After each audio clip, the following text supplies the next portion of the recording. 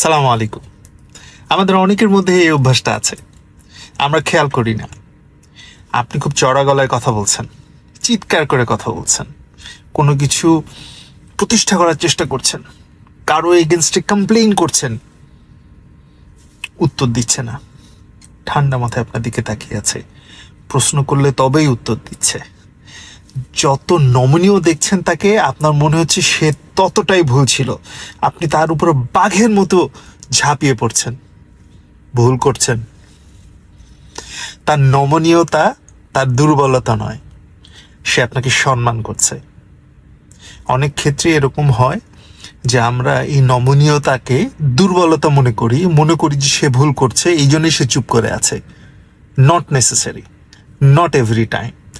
সুতরাং হুট করে আরেকজনকে জাজ করা বন্ধ করে দেন। জাজ বিকজ সে চুপ করে আছে, আপনাকে সম্মান দেখাচ্ছে, তার মানে এই নয় যে সে ভুল করেছে।